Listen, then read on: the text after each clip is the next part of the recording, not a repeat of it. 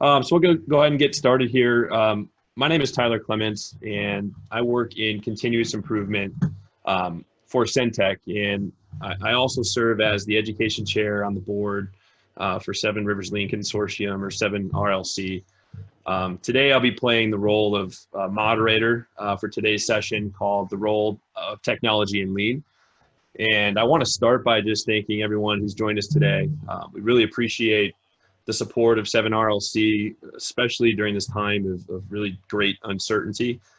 We've definitely had to make a shift from our monthly in-person meetings and sort of put a hold to our quarterly Gemba walks.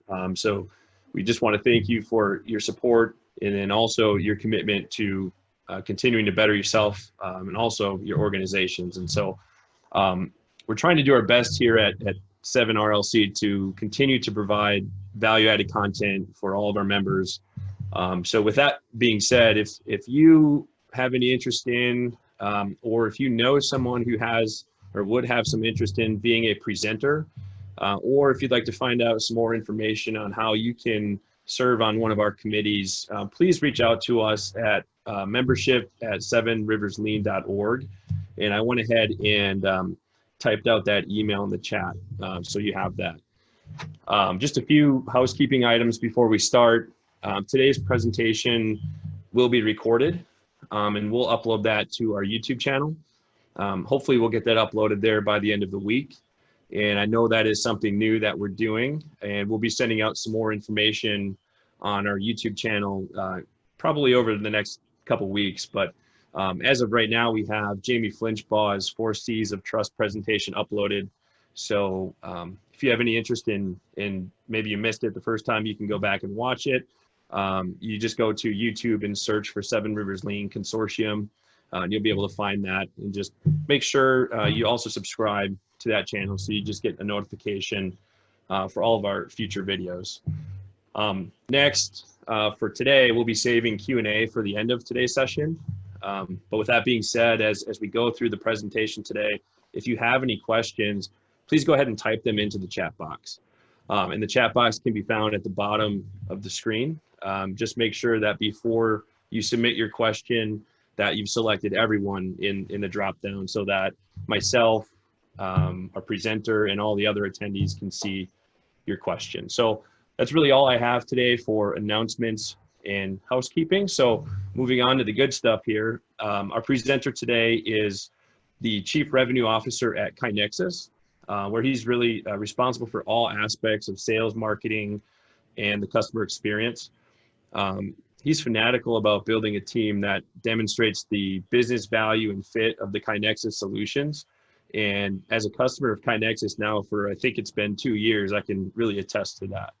And with his current role, he really has a unique opportunity to talk to countless CI organizations, not just in the United States, but across the world, about what things are going well for them, what things are struggling with, not just from a technology standpoint, but in general. So I think he has a great perspective on what role technology plays in Lean. So we're extremely lucky to have him here today to talk to us about this timely topic for so many of us. So I don't want to take up any more of his time here. So without further ado, to talk about the role of technology in Lean, I'd like to introduce today's presenter, Jeff Roussel. Cool. Thanks, Tyler. I appreciate that. Hey, guys, appreciate you all very much taking your time with me. Hopefully this will be a helpful presentation. Tyler asked me to spend about 2.5 hours presenting, and then we can spend another couple hours in Q&A. I'm just kidding. I think we'll probably do maybe 30 or 45 minutes of presenting, and then feel free to pepper me with questions on the chat panel, and I'm happy to facilitate any conversations I can help with afterward. So let me get started here, and I will share my first slide. If you've ever seen one of my presentations or a webinar or anything like that, I always start with this same slide. So it's a concept that I really it's guided me over the last 10 years or so. It's a concept called the golden circle, and it is the brainchild, if you will, of one of my favorite business authors, a guy named Simon Sinek. And if you haven't kind of read his books or followed his TED Talks, he's certainly worth your time. He's just a deep thinker about leadership and kind of how people can influence others. And he wrote a couple of great books that I have really taken to heart. One's called Leaders Eat Last, and it's all about the concept of servant leadership. And I've really kind of modeled myself after trying to be a servant leader within KaiNexus. But my favorite one is called Start with Why. And the whole book is around how critical it is to explain to people why something is important to you before you try to explain to them how you're going to try to fix it or what you're going to do to solve that particular problem. And the concept is that, you know, once you can find people where you share a similar why and you believe in their why, then it's really easy to get on board and kind of ride that train. So anyway, I try to do that before all my presentations. I try to start with why. And I think, you know, and a lot of times the primary question is, why me? Why are you guys talking to me today? And so my official title is the Chief Revenue Officer of KaiNexus. What that really means is that I work for the people that drive our sales, our marketing, and our customer experience at KaiNexus. And so we're a small software company. We are dedicated to the mission of spreading continuous improvement. And it just so happens that we use technology to help spread lean cultures throughout organizations. But I serve the people that interact with our customers. And so I've been doing it for six and a half years. I have probably spoken to 2,000 plus organizations about their lean journey and the role technology plays in that time. And even before that, I've got a career of 20 plus years in the software world. I spent some time at a company called Spreadfast, helping organizations use software to support their social media activities. And then before that, I worked at Google for a while, helping people to get started with Gmail and Google Docs as an email and a collaboration platform. So I've been doing this for just a long time, helping people to kind of decide whether technology is a fit for them. And so when Tyler asked me to present, this just seemed like a pretty natural topic to walk through. I am not planning on giving a sales pitch today. Hopefully this is a helpful presentation for you guys. And so I'll do my best to stay on point there. But I think that's probably why I'm here today. And then I think the other question is, well, why are we talking about lean, right? And why are we talking about technology that supports lean? And so my belief around this is that you either believe in a command and control philosophy of management, or you believe in a connect and collaborate philosophy. Like I think that people who believe in lean, they just instinctively know that connecting and collaborating within an organization is just going to be better, you know? And so I think that I want my people to not check their brain at the door when they come to work. I want them to contribute to the solutions of our organization. I learned this from a customer of ours, but their CEO would say constantly, everyone here has two jobs, right? First job is you have to be good at your work. You have to do your job well. But your second job is that you have to improve that job. You have to make that work better. And so I just am a big believer in that. And my guess is if you're on this webinar, you believe in that too. And so a lot of this presentation is going to be about some different things that we can do to actually get there, to actually achieve that. So that's the direction we're going. Hopefully that aligns with something that's interesting for you. Hopefully you understand my why as far as presenting this. And then, yeah, hopefully this will be helpful for you as we walk through it. I'm going to start with my favorite lean quote or continuous improvement quote. I grew up in Louisiana and I've been a Mark Twain, fan, if you will. It's not like I read him every night, but one of my favorite quotes by him is about eating a frog. And so if you ever have any time management challenges, go look up Mark Twain's quote about eating eating the frog. He essentially says you just soon eat it first thing in the morning, because then the rest of your day will just be smooth sailing downhill. And it's like a time management principle that the most successful people work on the most important thing first, and then they worry about all the little things that they have to deal with. Whereas people that are struggling oftentimes work on the least important things first. But he called it eating the frog. Anyway, I found this quote that's attributed to him of continuous improvement is better than delayed perfection.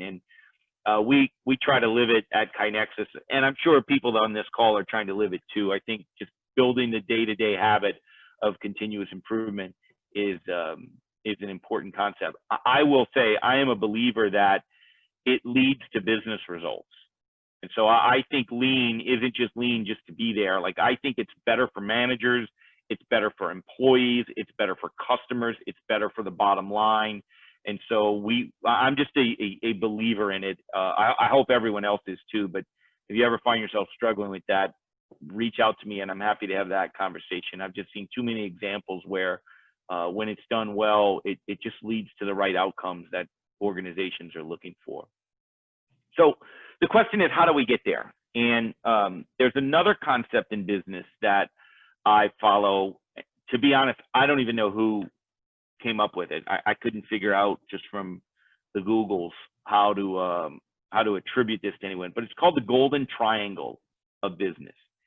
And the concept is that for any sort of implementation of a project, software implementation, organizational change that you want to happen, really any sort of change that you want to happen, there are three primary components to making that happen successfully. And they are people, process, and technology. And the thought process is that you have to do all three of these. It's like a three-legged stool. If you don't do one of these successfully, it's going to pull the leg away from the stool, and you're going to have a lot of trouble that is unexpected trying to implement whatever it is that you're trying to implement. And so we talk about this a lot, right? The people being the beliefs and the attitudes and the behaviors that lead to what you want to accomplish. In this case, we're trying to lead to a culture of continuous improvement. And so the beliefs and the attitudes and the behaviors to get there matter. The processes are the methods and the steps that we use to participate. For some people, that might be Six Sigma, might be strict lean, might be none of the above, but there's a cadence to what you're doing, and there's steps that you take to get there. And then the technology is really just the tools that you use to organize it all together to ensure maximum efficiency and effectiveness. And so that's really where we're going to focus today, is on the technology side, kind of how do we ensure the maximum effectiveness. But I want to talk a little bit about the other ones, because I think, without the people in the process, what happens is, people can use technology in the wrong way, or they don't get what they want out of it. And so it ends up not succeeding. So we're really going to touch on all of these today as we walk through it. So let's start with the people side. People, process, technology, it sounds good. It's kind of made to stick if you've ever read that book about kind of marketing terms. But to me, the people side of it really means leadership, right? And leadership to me are the choices that organizations make in how they want to accomplish something. And so I said it earlier, it's the beliefs, the attitudes, and the behaviors that in this case would lead to a lean culture. And so I think that there are 4 aspects that would make your leadership great from a lean perspective. The first of those is to really be committed to something. We're going to see this when we look at kind of the technology. The word commitment is going to come up a lot. If you put a software platform in, if you put a hardware platform in, if you do anything and you're not truly committed to that, you're going to struggle. The same's true with lean in general. We see organizations all the time pay lip service to it, but they're really not committed to it through and through, and it becomes a problem. So I think it's just a huge component here. But the next step there is, how do you communicate that? Right? Do you have a communication plan of how you want people to understand your commitment to lean, where you stand currently, where you plan to go. And again, I think this is a spot where most organizations we talk to just don't do it enough. They just don't communicate enough about their intentions to be a lean organization. Resources to me is a leadership component, assigning the resources, giving people the freedom to work on lean, or in this case, to learn a new technology. And then the last one is accountability. And this is the one where, like, it can be a bad word for some people. You know, it's like one of those things, I'm going to hold you accountable, but you know, quite frankly, there are certain actions and behaviors that we need to be able to say, I want you to do these actions and behaviors, and I'm going to hold you accountable to them. And I think it signals to people that something's important when we're going to hold ourselves and each other accountable to them. So anyway, I think commitment, communication, resources, accountability, like if you're struggling with your lean leadership or struggling to get a technology platform to take hold, it might be on the leadership side where you're struggling. And if you start asking questions in those 4 areas, it can oftentimes prove really helpful. The process side of things, right? I just call them the improvement processes. Some people call these the methodologies. I have seen organizations use as many different examples of processes to become lean as you can imagine. We've seen, like I said, some people are totally into Six Sigma, and some people are totally into Kaizen, and some people are totally into 100-day workouts and Kaizen events. And I think all those things can work. I think if you're looking at your processes, again, even as you're developing or installing technology, there are a couple of key components that you want to look for. Number one, you have to be able to keep it simple. This is something I see over and over again. Everybody overcomplicates their process. They want, hey, when you give us an idea for improvement, fill out these 37 fields and check these boxes and pull these down. You know, it's confusing to people. And I need you to go and I need you to calculate impact based on the coefficient of the variable. And like, it's like, whoa, come on, man. I hadn't gotten there yet. So I would tell you, if you're struggling in the process side, you should ask questions around how simple you're making it. Consistency can also be a big one. We're going to see this a lot in the software conversation. One of the goals of software is to try to make things consistent. And if everyone's using Microsoft Word, well, then we know what word processor we're dealing with, right? If everyone's using email, well, then we know the communication concepts that we want to use. And so making sure that there's consistency throughout your organization is a key component. And then the one that everyone falls down on is the discipline of it. I can't tell you how many times I'll say, oh, you know, you can't get anyone to use your software platform. Well, how often do you guys meet and walk through the platform and talk about the results you're seeing or the status of the items in the platform? And they're like, well, we don't really have any meetings set up to do that. And I promise you, you start meeting once a week, twice a week, whatever, and you get committed to that discipline of that meeting, you're going to see your results change almost overnight. And the same's true with lean, the same's true with anything. This discipline component is something that people can end up struggling with a lot. And then lastly, and this is going to lead us right into the technology side, is organized. There's just so many times when we see organizations that they're trying to do lean and they're just totally disorganized at it. They just don't have a sense of where things stand. They cannot go do their reports up to their executives on a timely basis. It takes them forever to try to aggregate the status of all the items they've got, and they're just disorganized. And I don't think they realize how much of a challenge that puts on the organization. So anyway, this to me is another one of those things. If you can follow these concepts, right? If you can put these into your processes, you'll make your lean journey more effective. You'll make your technology rollouts more effective. Honestly, you probably just make your life a little bit more effective. But yeah, these to me are the process side of things as we look at the people, the process, and then now we're going to look at the technology side. So hopefully that was helpful. I know that's a little topic for what we were going to talk about today, but I think it's going to lead into the conversation on the technology side. All right, so let's talk about the technology side. And for the purposes of this conversation, we're going to talk about CI enabling technology. By the way, I use the term continuous improvement. To me, I mean it synonymously with lean. I mean it kind of organizations that are trying to make this a part of their culture.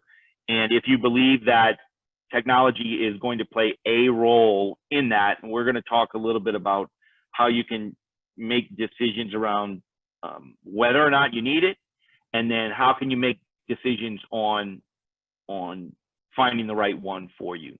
So I want to start off, I mentioned earlier that I've probably talked to 2,000 organizations about their lean journey. When you start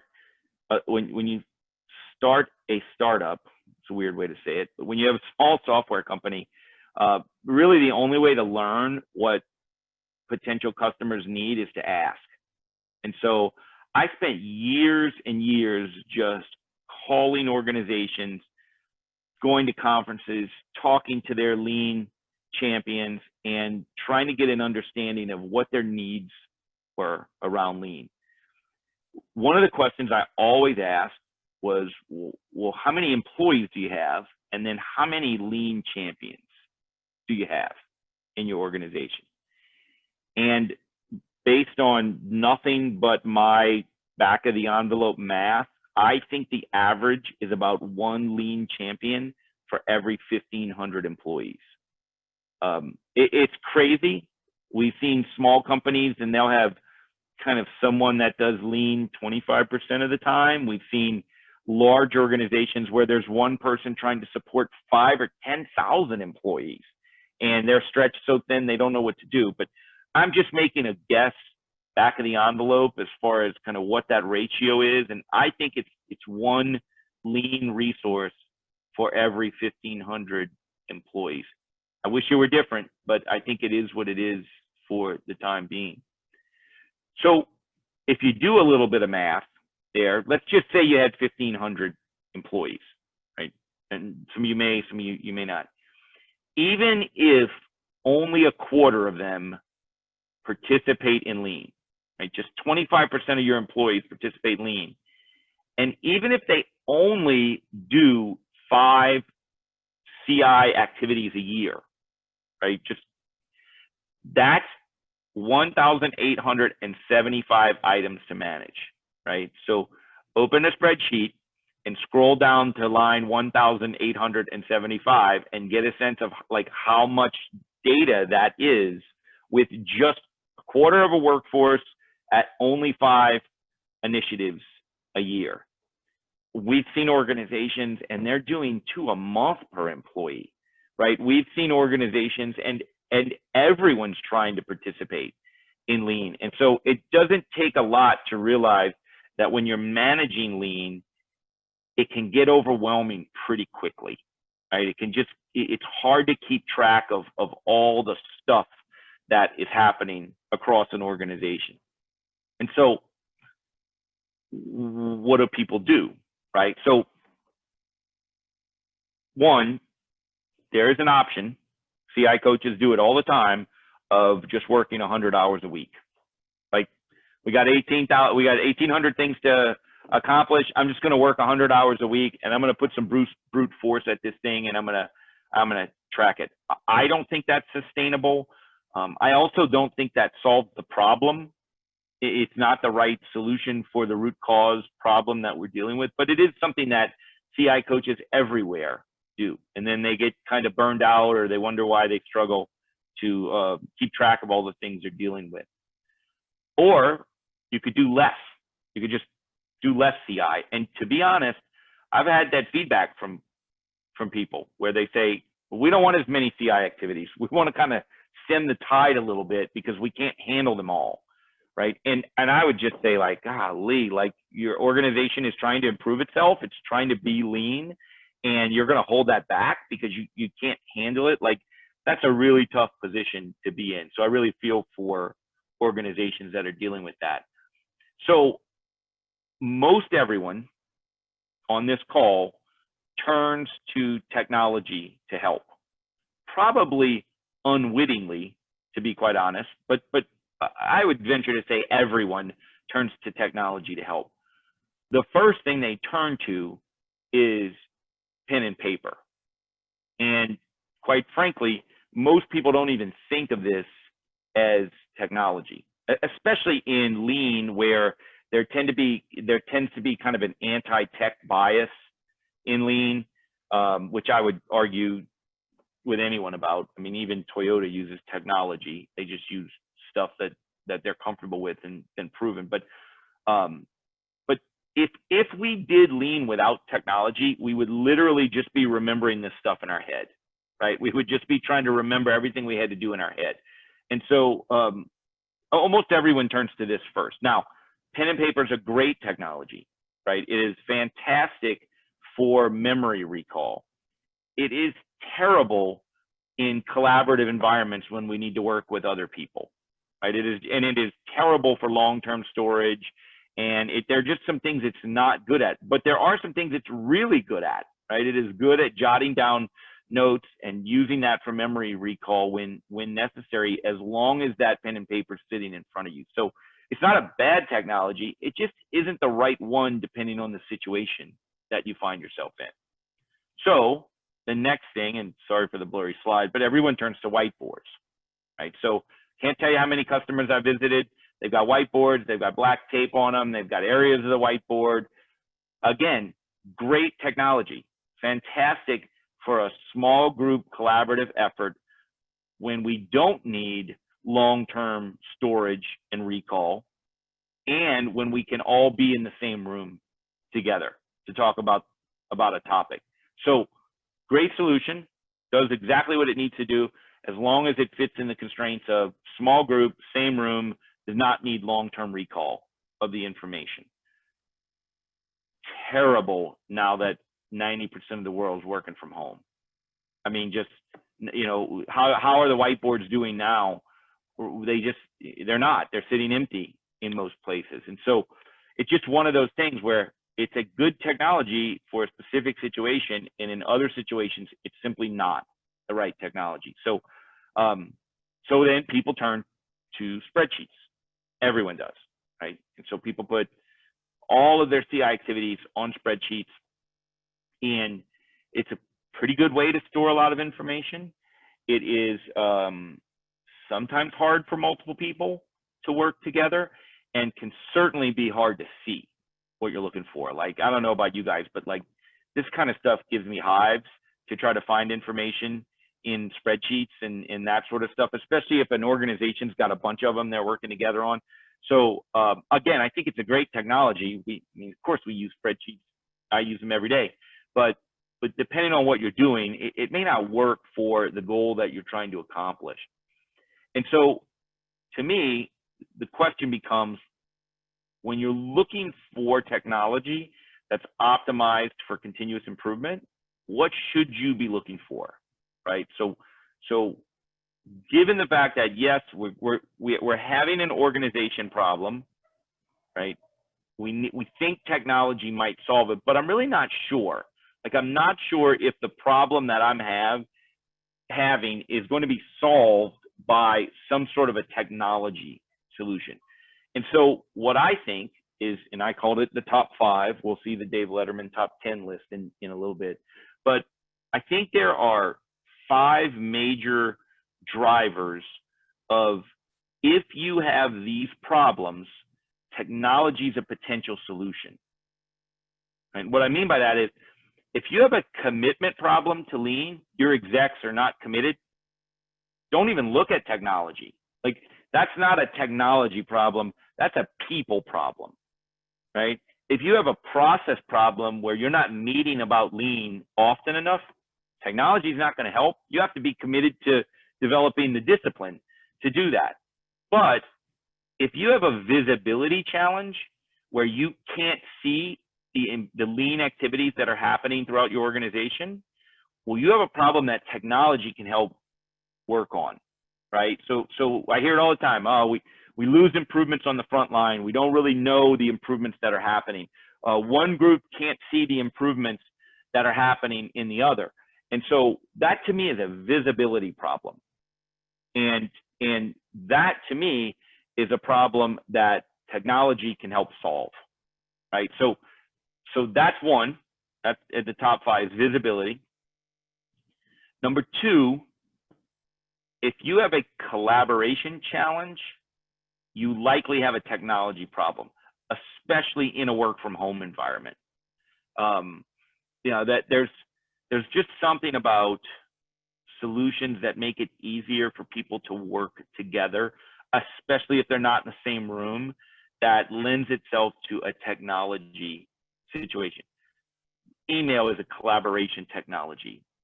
Instant messaging, Slack, all those are collaboration problems that we're using technology to solve, right? And so from a lean perspective, if you find that you have a collaboration problem, then it's one that you might want to look at technology to help with. Now, that doesn't mean you can't have a collaboration problem because your people don't like each other. I can't really do anything about the people side of it, right? But assuming that your people want to do good improvement work together, if you've got a collaboration problem, then I would tell you, look at technologies. They might help you solve that problem. The next one is standards. This is probably the wild card of the list because quite frankly, people don't think of standards as a technology issue, but I think it's honestly what technology does better than any. And if you take email, we all know what a standard email looks like. There's a subject line, there's a body, you put a signature, etc. Almost all software, really almost all technology, almost enforces standards throughout an organization. So let's just take an A3, right? So if you tell people to do an A3, they might go and do it each a different way, right? You can put them through all the same training class, and then you set them off to go do A3s, and when you come back, they're all going to have their own way of doing an A3. But if you put a piece of paper in front of them with an A3 template, now you're giving them a standard. You're using technology, paper, to give them a standard so they can go do an A3. And so if you're having a standard problem, if you can't get your people to follow your standards, then you might have a technology problem. And again, I just gave an example where paper was a technology that solved it, right? So you don't have, technology doesn't always mean software, doesn't always mean, you know, TV monitors on the wall. Just standard problems tend to lend themselves to technology solutions. Same goes for impact. Organizations tell me all the time, I don't know how to track the impact of my improvement work. I will say first, you should ask yourself why you want to track impact, because knowing why helps you understand whether or not you even should be in the first place.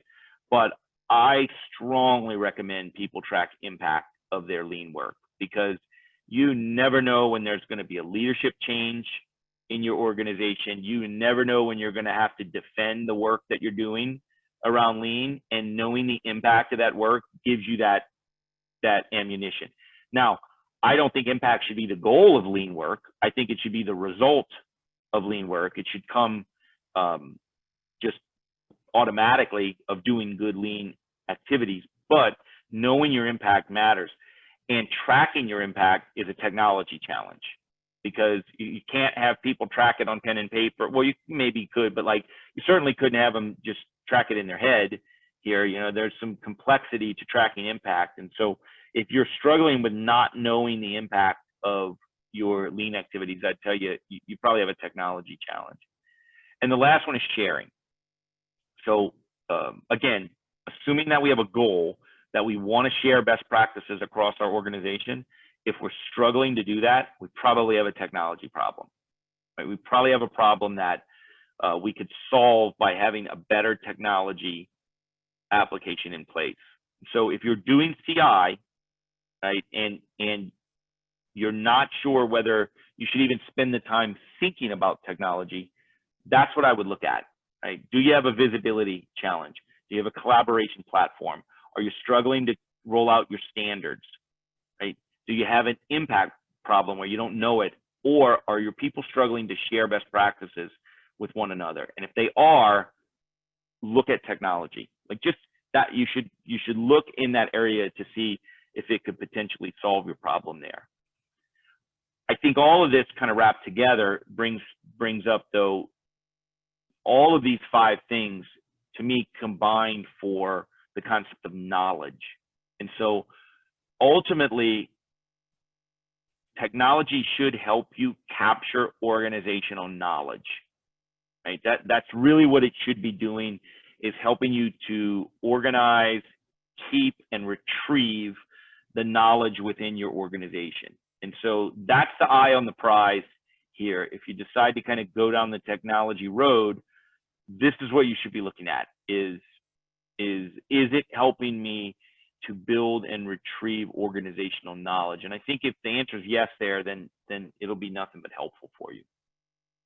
So with all that said, the real question is, well, what do you do here? If I'm going to choose a technology, hey, you sold me, right? I need technology. I've got those problems in my organization. How do I go and find the right one? Well, I'm going to just give you my personal way to do it. Right, so these top 10 lists. I'm making this up. I'm just doing this based on my experience. Hopefully this advice is helpful for you. If not, feel free to ignore it. But just as a sales guy sitting on the other side of the phone, you can oftentimes see the mistake that organizations make when they try to acquire a solution. And so hopefully this list will help people to be better at that part of the process. So the first thing that I wrote down was to understand, and honestly, I wanted to just use the word document your needs. I prefer this as current state, future state obstacles. That's just the way my mind thinks. You know, what's our current state? What's the future state we want to get to? And what are the obstacles that we need to overcome? But I think that that people could do this any which way. I would say that most people get this wrong because they don't go deep enough into the real need. Right? We'll get a need. Hey, what do you need? Well, we need a software platform to do X, Y, and Z. You know, no. To me, the real need is we are losing time in our organization because of X, Y, and Z. Or we are losing money within our organization because of X, Y, and Z, right? And so the need is to stop losing that time or to stop losing that money. So the more that you can tie that need back to the value that need creates, the better you're going to be. That is a mistake that most organizations make when they get there. And then it really feeds into number 2, is to calculate the value of that need. So people have a tendency to describe the challenges they're having. Oh, we don't get our projects completed on time, or we lose improvements at the front line within our organization. But the question is, well, what's the value on that? Because if you don't know the value on that, well, then how can you calculate the ROI on whatever it is you're about to buy? And how can you even know whether what you're about to buy is expensive or not expensive? I mean, if the value is that you're going to save $1 million a month, you can pay a lot for some software, right? But if the value is that you're going to make an extra couple $100, well, that might really drive you to a pen and paper solution. And so understanding that value, my advice is make estimates on how much money is being lost or time. Do not forget that opportunity costs are also lost revenue, lost investments. So like if you can, let's say you're doing improvements and you can do 10 more improvements a month if you are more efficient. Well, those 10 improvements are a lost opportunity in your organization. And that comes into the calculation of value here. As detailed as you can be about the amount of time you estimate that people would save, that time can be reclaimed. Knowing the benefit of your projects or your improvements, right? On average, we save $10,000 for improvement. Great. If we get 10 more, well, I know what the ROI of those improvements are. And so without knowing, it's like doing a budget. Yeah, the advice is you want 3 to 6 months cash on hand. But if you don't know how much money you spend a month, well, you don't know what 3 to 6 months is. And so kind of doing that calculation of what things are worth is an important component. And I will say this, when you're doing this calculation, insurance also matters, right? The cost of a disaster matters. We talked about it earlier. Kinexus, we shut our office down. We moved to a completely virtual company. And one of the reasons is insurance, right? If everyone were sitting in a room together and we happen to get COVID and it spread to a large number of our employees, well, then now our productivity is just completely on the floor. And so we're making decisions as insurance. And you should also do that, right? If you miss out on $1 million idea, you missed out on it, right? And having some insurance can matter there. So calculate the value and be disciplined about trying to put a number on it. I think it's important. I put this one as to get executive commitment. I feel like everyone I talk to knows that they have to get multiple stakeholders involved. They know they need IT and they know they need multiple lean people and whatever. But so many people either are afraid or just don't think to go and talk to their executives about bringing in technology solutions. I don't know why, and in fact, I'm biased, but I would recommend that you let the people you're working with talk to the executives when the time is right, because you want there to be alignment. The executives tend to have different needs in their day-to-day than you might in your day-to-day, and you want to understand those needs and those agendas. But it's also, it helps from air cover perspective. If you make a mistake, having multiple perspectives matters. But I would say most people make the mistake by not getting their executives involved in their technology decision. And I think that's a mistake. I put this one here, choose a partner. The mistake people make is to pick a platform versus choosing a partner. And I think if you have to go one way or the other, always pick a partner. You're going to get a much better overall solution if you pick someone who is driven to solve the problem that you need to solve over the long haul. I call it mission matters, right? Find someone whose mission it is to solve the problem that you want to solve, and you're just going to have a better experience. They're going to do better service, better support. They're going to be committed to solving those problems. They're going to do ongoing development of their technology, so it's going to improve over time. And so if you're in this balancing act, right, and you can tell, pick the better partner versus the better quote unquote technology, because the technology will change over time, but an organization's commitment to partnership typically doesn't. I mentioned mission matters. Here it is. So I feel like every organization has a mission. Some are better at articulating it than others. If a solution is just a means to a financial end for an organization, you're going to have a bad experience. If it's a bolt-on to their true mission, right? Their true mission's over here, and they've got a little bolt-on that might help you out over here, you're going to have a bad experience. Like, that is just the nature of it. Find someone whose mission it is to solve the problem that you're trying to solve, and make sure they can articulate it. Make them articulate their mission to you. And again, I think you'll just have a better experience if you do that. When you're making, this is a lean concept, but if you've got the chance here, buy for the long term. Making short-term decisions to me is wrong in almost every situation, but it is certainly wrong from a technology perspective. The cost of ripping out a wrong solution and putting a new one in is a pain. Find someone who's going to provide excellent service and support and ongoing development, and is a better choice long-term. That's going to be so much better than choosing someone because they've got one feature in a system that you may like or whatever. So if you're in these crossroads, always choose long-term, always. Calculate the total cost of ownership here. This one's hard.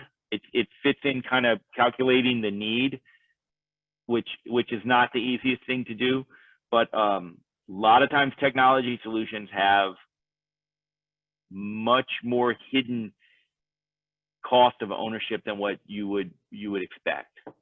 You buy TV monitor to put on the wall, and it's like, oh, it's cool. I paid for the TV monitor, but now you got to buy a mount, and what happens if it breaks, and how soon can you replace it, and all those things are the total cost of ownership of a solution. And so you need to ask questions. New features, are they included, or do they come at additional cost?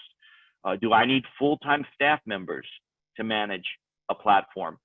What training is required, and how often do I need to retrain people on a system? Are the onboarding estimates in line with reality, right? Are you gonna estimate that I'm gonna spend 20 hours onboarding, and in reality it's 100+ hours onboarding a new technology? So those are really questions that you can ask any potential vendor you're working with, but it's certainly something that you should do before you go down the path of settling on a technology solution. This one's pretty similar, but it's ROI. I put it separate because, to me, if you've done the math above and you know your total cost of ownership and you know the cost of your problem that you're trying to solve, then you really ought to be able to articulate your break-even point, and that'll help you kind of know the time in order to get to ROI. How long will it take you to break even from an investment? Again, this isn't the easiest thing in the world. If it was easy, everyone would do it if it was easy. But hopefully it comes sooner. But I would say a good rule of thumb is a 36-month ROI. It's kind of a real estate rule. You know, if you've got a rental property and you want to make some improvements to it, if you can get $100 a month more in rent, well, then you should do it if it costs less than $3,600. Right? If it costs more than $3,600, it's probably not worth it unless you can get more than $100 a month in rent. And so it's probably as good a guide as any. Some people are going to be more conservative. Some people will be more risk-taking in regard to this. But the more you can do the math, the more you can make this decision. And really, this is a decision that people are trying to make when they come to investing in technology. I would say this, though, don't forget to pay attention to that kind of like, just like there's the catastrophic insurance of let's at least calculate what the chances of a really catastrophic situation is so we can have a risk model around it. Same thing for potential upside. Without talking a whole lot about KaiNexus, we have customers put ideas into our platform. And so when you do the math, about 2% of all ideas that come in from employees are worth more than $100,000 to an organization, just generically. Now, you don't know which two. It would be ideal if you could just cherry pick those two and work on them. But on average, it's about 2%. The challenge is, without knowing which two, how do you calculate that into an ROI model? But the benefit is if you get one of them, you probably paid for your technology investment with just one idea.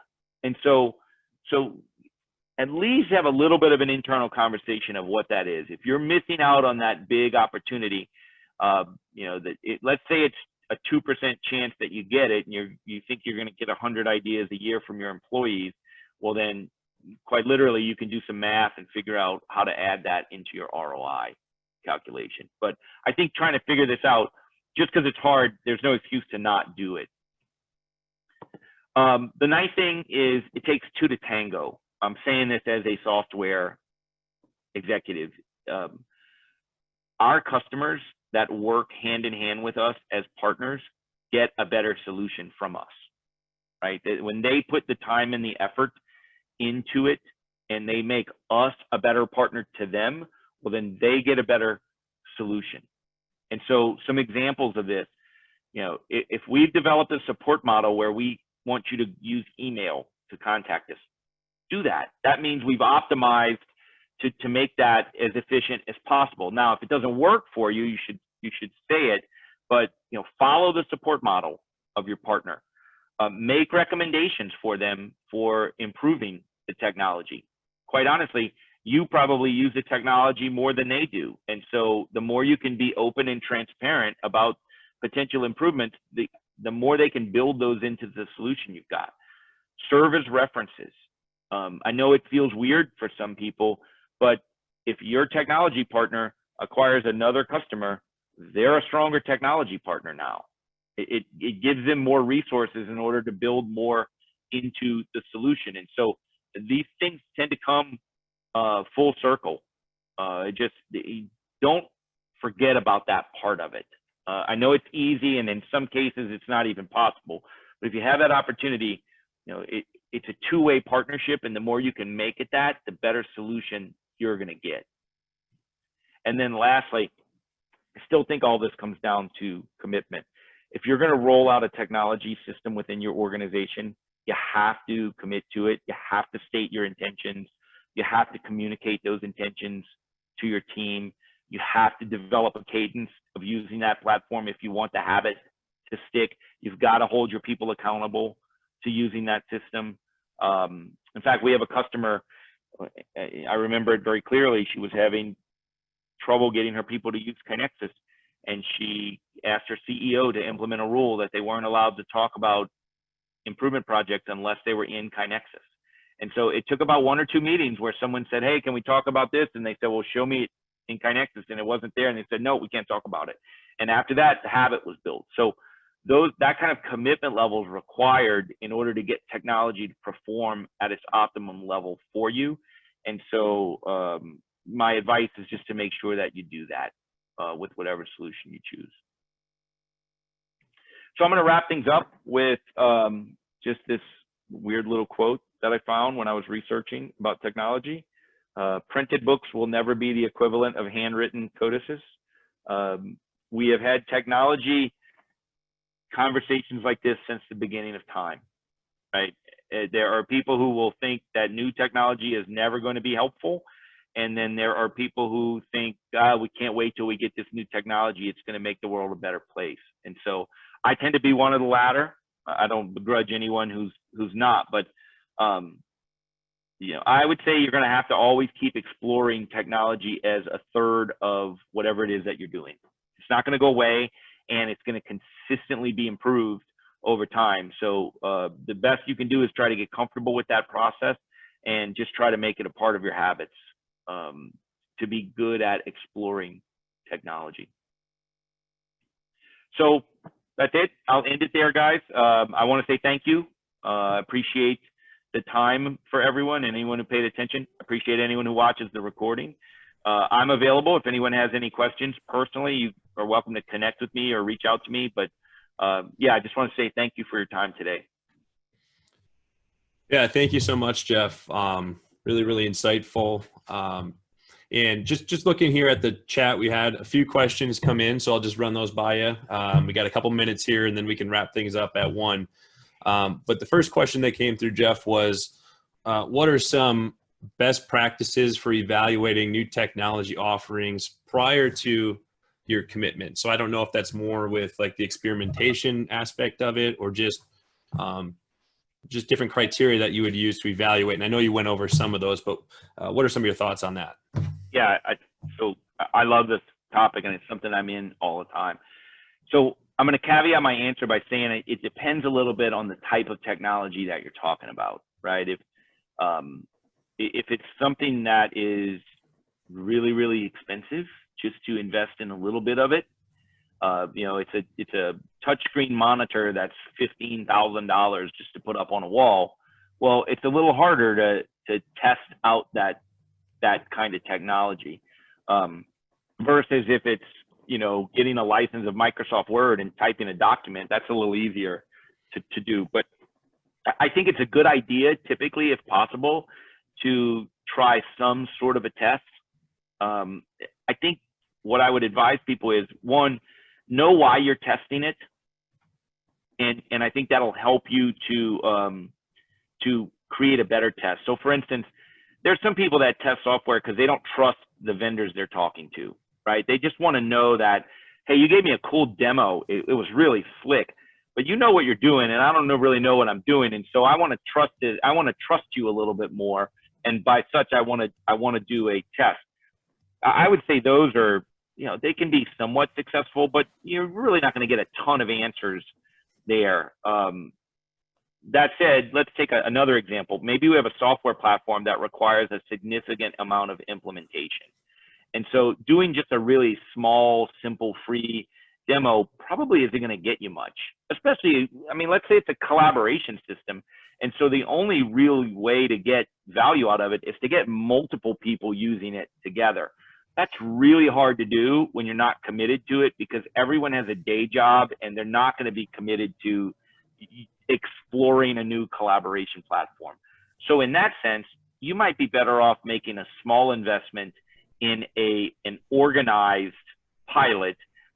And I would say when you do that, choose an entire group versus one person from this team and one person from this team and one person from this team, et cetera. The more you can take a small group and have it work in its entirety, the more feedback you can get, the more likely you are for them to develop the habit of using that system. And which group to choose, look for someone with a strong leader. Look for someone with a leader that is willing to take a chance on something like this, that potentially sees the upside of it and is willing to commit some of the time and the resources. Choosing a team with a strong leader and implementing a test in that team, to me, is so much better than just picking and choosing random people from around the organization. You just don't get the feedback that you're looking for, unfortunately. Yeah, I hope that's helpful. I'm happy to have this conversation in more detail because it's something that is hard for a lot of organizations. Yeah. Sure. Yeah, thank you for that. One other very kind of similar question here. It says one of the challenges that companies are facing is that they were forced into virtual work over the course of a few weeks. And so experimentation has been really essential or critical to see what works and what doesn't work. So have you noticed the shift from more long-term thinking, as you covered in your top 10, to more short-term? And if so, how do you think that might have a long-term effect on continuous improvement in general as we start to get back to some level of normalcy in the future, and maybe decision-making? Yeah, I mean, it's a great question. I certainly have seen, talking to people, that this whole being at home has thrown everything on its ear. You know, it's like no one knows if or when any sort of a normal, or what we expected to be normal, is ever going to come back. And so it's really hard to plan for that. I don't have a silver bullet for that, just like anyone else does. I still think, though, even in a work from home situation, you know, we can plan for the short term or we can plan for the long term. You know, like we bought our people good headsets because it improved the audio quality of what we were doing. If we were just if we were thinking this was going to be a 1 week or a 2 week situation, we would have never kind of gone down that path. But long term, we still think people will use it even if we're back in the office. We think it'll be a better solution long term for people. We implemented a daily huddle within my organization at 8:45 every morning. And we spend 15 minutes just talking about what we're going to do for the day.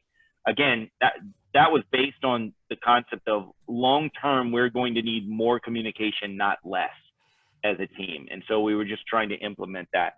I wish it were easier for people, especially as you're making technology choices, that, you know, you can make a choice that you need when you work from home, but what happens if you go back to the office? Do you still need that technology? I don't know the answer to that. One thing you might do is ask your vendor about the potential of a shorter term agreement, you know, where you potentially end up less committed for the long haul. Not every decision has to be a 3-year commitment to technology vendors. Sure. So I see it's pretty close to 1. I didn't see any other questions come in yet, but if anyone has any questions, feel free to email those out to, again, membership@sevenriverslean.org, and we'll try to address those. And I can maybe even forward a couple to Jeff to see what his thoughts are on that. So we're going to just go ahead and leave it there for now. And Jeff, I want to thank you again for your time and speaking to us today. Again, I thought it was really insightful and I think thought-provoking. And I know, it's an extremely relevant topic, as basically, we continue to look at how technology can really help us advance our lean efforts. And it also gave us some things to consider. So we're not just choosing, a technology platform because everyone else is doing it, which I think is happening a lot now. Agreed. But rather because, it actually solves our unique challenges and meets some of those preferred outcomes. So everyone should also know here that Jeff was slated to give a keynote here at this year's symposium. And obviously things didn't work out like we would have liked, but really grateful that he joined us today, and we're really hopeful to have him be a part of next year's symposium. So really looking hopefully I forward can to that. meet everybody in person. That'd be outstanding. I'm Absolutely. tired of this distant learning. Right. Yeah. I think we all are to some extent. Yeah. But, so finally, just to wrap things up, I want to thank everyone who joined us today. Again, we really appreciate the support, and look forward to seeing everyone again next month. So hope everyone stays safe out there and have a great rest of your day. Thanks, everyone. Bye, guys. Thank you.